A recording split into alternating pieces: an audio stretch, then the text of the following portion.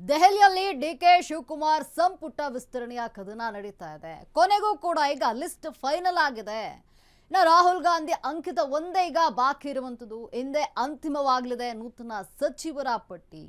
ಹಾಗಾದ್ರೆ ಯಾರಿಗೆ ಒಲಿಯುತ್ತೆ ಮಂತ್ರಿಗಿರಿ, ಯಾರಿಗೆ ಕೈ ತಪ್ಪುತ್ತೆ ಅನ್ನುವಂತಹ ಪ್ರಶ್ನೆ ನೋಡಿ. ಈಗ ದೆಹಲಿಯಲ್ಲಿ ಕೊನೆಗೂ ಡಿಕೆ ಶಿವಕುಮಾರ್ ಸಂಪುಟ ವಿಸ್ತರಣೆಯ ಕದನ ಮುಕ್ತಾಯದ ಹಂತಕ್ಕೆ ಬಂದಿದೆ. ಅಂದ್ರೆ ಕೊನೆಗೂ ಲಿಸ್ಟ್ ಅನ್ನ ಫೈನಲ್ ಮಾಡ್ಕೊಂಡಿದ್ದಾರೆ.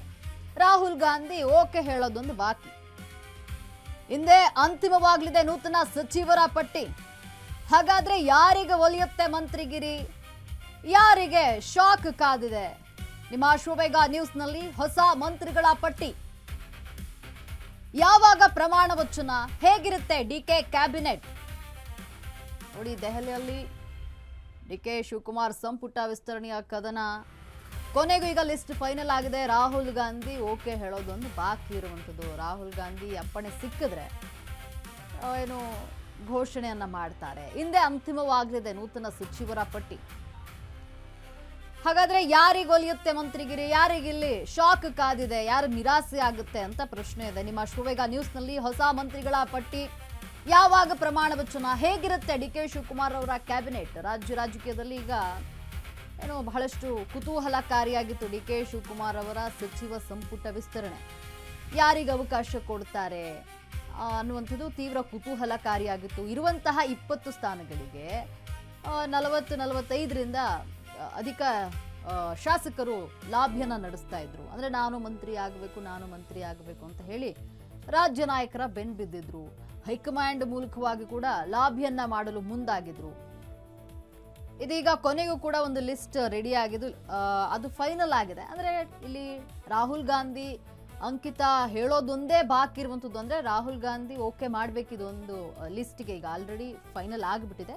ಇದೊಂದು ಓಕೆ ಆದ್ರೆ ಪ್ರಮಾಣ ವಚನ ಸ್ವೀಕಾರ ಆಗುತ್ತೆ. ಯಾವಾಗ ಪ್ರಮಾಣ ವಚನ, ಹೇಗಿರುತ್ತೆ ಡಿಕೆ ಶಿವಕುಮಾರ್ ಕ್ಯಾಬಿನೆಟ್, ಇಲ್ಲಿ ಯಾರಿಗೆ ಒಲಿಯುತ್ತೆ ಮಂತ್ರಿಗಿರಿ, ಯಾರಿಗೆ ಶಾಕ್ ಕಾದಿದೆ ಅಂತ.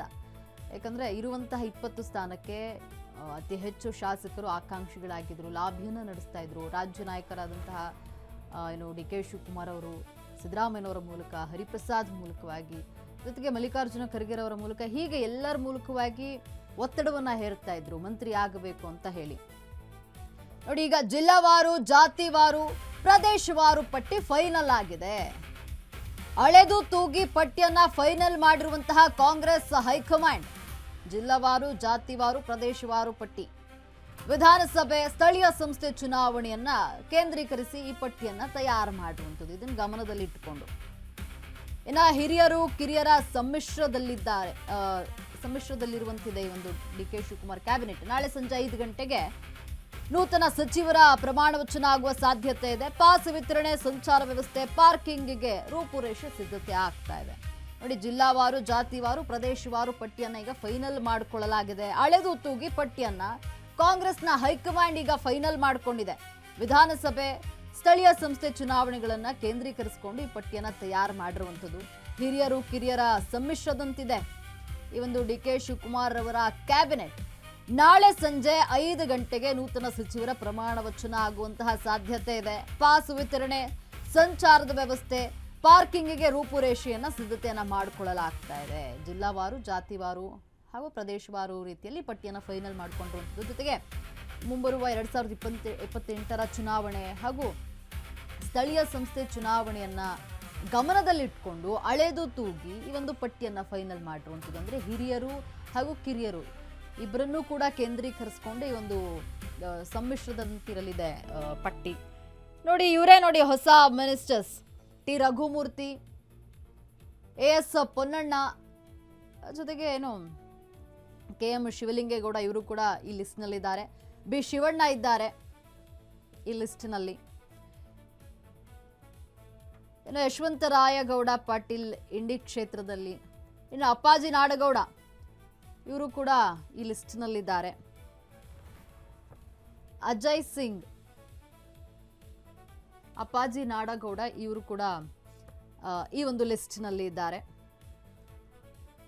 ಅಜಯ್ ಸಿಂಗ್, ಜೇವರ್ಗಿ ಕ್ಷೇತ್ರ, ಈ ಹೊಸ ಲಿಸ್ಟ್ನಲ್ಲಿ ಇವರು ಸೇರ್ಪಡೆಯಾಗಿದ್ದಾರೆ. ಇನ್ನು ಸಲೀಂ ಅಹಮದ್ ಇದ್ದಾರೆ ಈ ಒಂದು ಲಿಸ್ಟ್ನಲ್ಲಿ. ಹೊಸ ಮಿನಿಸ್ಟರ್ಸ್ ಇವರೇ. SS ಮಲ್ಲಿಕಾರ್ಜುನ್ ದಾವಣಗೆರೆ ಕ್ಷೇತ್ರ, ದಾವಣಗೆರೆ ಉತ್ತರ ಕ್ಷೇತ್ರ ಇವರು. ಇನ್ನು ಲಕ್ಷ್ಮಣ್ ಸವದಿ ಇದ್ದಾರೆ. HC ಬಾಲಕೃಷ್ಣ ಇವರು ಕೂಡ ಆಕಾಂಕ್ಷಿಯಾಗಿದ್ರು. ಆಲ್ರೆಡಿ ಫ್ಲೆಕ್ಸ್ಗಳನ್ನು ಕೂಡ ಹಾಕ್ಬಿಟ್ಟಿದ್ರು, ಇವರು ಮಂತ್ರಿ ಆಗ್ಬಿಟ್ಟಿದ್ದಾರೆ ಅಂತ. ಈಗ ಇವರು ಈ ಲಿಸ್ಟ್ನಲ್ಲಿದ್ದಾರೆ. ಇನ್ನು ಶರತ್ ಬಚ್ಚೇಗೌಡ ಹೊಸಕೋಟೆ ಕ್ಷೇತ್ರ, ಇನ್ನು ಮಧು ಬಂಗಾರಪ್ಪ ಇವ್ರಿಗೂ ಕೂಡ ಅವಕಾಶ ಸಿಕ್ಕಿರುವಂಥದ್ದು. ಇನ್ನು ಎನ್ ಚಲುವರಾಯಸ್ವಾಮಿ ನಾಗಮಂಗಲ ಶಾಸಕ, ಇನ್ನು ಬಿ ನಾಗೇಂದ್ರ ಕೂಡ ಇರುವಂಥದ್ದು ಬಳ್ಳಾರಿ ಕ್ಷೇತ್ರ. ಇವರು ಕೂಡ ಈ ಒಂದು ಹೊಸ ಲಿಸ್ಟ್ನಲ್ಲಿದ್ದಾರೆ. ಆರತಿ ಕೃಷ್ಣ ಹೊಸ ಮಂತ್ರಿ ಇವರೇ ನೋಡಿ.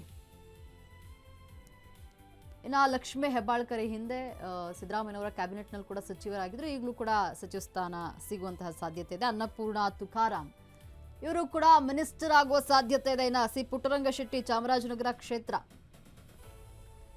SN ನಾರಾಯಣಸ್ವಾಮಿ ಬಂಗಾರಪೇಟೆ ಕ್ಷೇತ್ರ, ಇವ್ರಿಗೂ ಕೂಡ ಈಗ ಮಂತ್ರಿಗಿರಿ ಒಲಿಯುವಂತಹ ಸಾಧ್ಯತೆ ಇದೆ. ಇನ್ನು ಬಸವರಾಜ ರಾಯರೆಡ್ಡಿ ಇವರು ಕೂಡ ಹೊಸ ಮಂತ್ರಿ ಆಗ್ತಿದ್ದಾರೆ. ತನ್ವೀರ್ ಸೇಠ್ ಹಿರಿಯ ನಾಯಕರಾಗಿದ್ದಾರೆ, ನರಸಿಂಹರಾಜ ಕ್ಷೇತ್ರದ ಶಾಸಕ ತನ್ವೀರ್ ಸೇಠ್. ಇನ್ನು ರಿಜ್ವಾನ್ ಅರ್ಷದ್ ಶಿವಾಜಿನಗರ ಕ್ಷೇತ್ರದ ಶಾಸಕ. ಇವರೆಲ್ಲರೂ ಕೂಡ ಈಗ ಹೊಸ ಮಿನಿಸ್ಟರ್. ಇವರ ಪಟ್ಟಿ ಈಗ ಫೈನಲ್ ಆಗಿದೆ. ಏನಂದ್ರೆ ರಾಹುಲ್ ಗಾಂಧಿ ಅಂಕಿತ ಹೇಳೋದೊಂದೇ ಬಾಕಿ ಇರುವಂಥದ್ದು. ಈ ಪಟ್ಟಿ ಅಳೆದು ತೂಗಿ ಮಾಡಿರುವಂಥದ್ದು. ಅಂದರೆ ಜಿಲ್ಲಾವಾರು, ಜಾತಿವಾರು, ಪ್ರದೇಶವಾರು ಪಟ್ಟಿಯನ್ನು ಫೈನಲ್ ಮಾಡ್ಕೊಂಡಿದ್ದಾರೆ. ಅಳೆದು ತೂಗಿ ಪಟ್ಟಿಯನ್ನು ಫೈನಲ್ ಮಾಡಿದೆ ಕಾಂಗ್ರೆಸ್ ಹೈಕಮಾಂಡ್. ಇನ್ನು ವಿಧಾನಸಭಾ ಹಾಗೂ ಸ್ಥಳೀಯ ಸಂಸ್ಥೆ ಚುನಾವಣೆಗಳು ಏನಿದೆ ಅದೆಲ್ಲವನ್ನ ಗಮನದಲ್ಲಿಟ್ಕೊಂಡು ಈ ಮಂತ್ರಿಗಿರಿಯನ್ನು ಹಂಚಿಕೆ ಮಾಡಲಾಗ್ತಾ ಇರುವಂಥದ್ದು. ಅಂದರೆ ಪಕ್ಷ ಸಂಘಟನೆಗೆ ಹೆಚ್ಚು ಒತ್ತನ್ನು ನೀಡುವಂತಹ ಇಲ್ಲಿ ಯಾರು ಶಾಸಕರಿದ್ದಾರೆ ಅಂಥವರಿಗೆ ಹೆಚ್ಚಿನ ಮಣಿಯನ್ನು ಹಾಕಲಾಗಿದೆ. ವಿಧಾನಸಭಾ ಚುನಾವಣೆ, ಸ್ಥಳೀಯ ಸಂಸ್ಥೆ ಚುನಾವಣೆಗಳು ಹತ್ತಿರ ಬರ್ತಾ ಇರುವಂಥದ್ದು. 2028ರ ಚುನಾವಣೆಯನ್ನು ಈಗ ಕಾಂಗ್ರೆಸ್ ಟಾರ್ಗೆಟ್ ಆಗಿ ಇಟ್ಕೊಂಡಿದೆ. ಜೊತೆಗೆ ಸ್ಥಳೀಯ ಸಂಸ್ಥೆ ಚುನಾವಣೆಗಳು ಹತ್ತಿರ ಇರುವಂತಹ ಕಾರಣವಾಗಿ ಹೈಕಮಾಂಡ್ ಈಗ ಅಳೆದು ತೂಗಿ ಈ ಒಂದು ಪಟ್ಟಿಯನ್ನು ಫೈನಲ್ ಮಾಡಿದೆ. ಹಿರಿಯರು ಕಿರಿಯರ ಸಮ್ಮಿಶ್ರದಂತಿರಲಿದೆ ಈ ಒಂದು DK ಶಿವಕುಮಾರ್ ಅವರ ಕ್ಯಾಬಿನೆಟ್. ನೋಡಿ, ಎಲ್ಲ ಅಂತಿಮ ಅಂದರೆ ಎಲ್ಲ ಅಂದುಕೊಂಡಂತೆ ಆದರೆ ನಾಳೆ ಸಂಜೆ 5 ಗಂಟೆ ಒಳಗಡೆ ನೂತನ ಪ್ರಮಾಣ ವಚನ ಅಂದರೆ ನೂತನ ಸಚಿವರ ಒಂದು ಪ್ರಮಾಣ ವಚನ ಆಗುವಂತಹ ಸಾಧ್ಯತೆ ಇದೆ.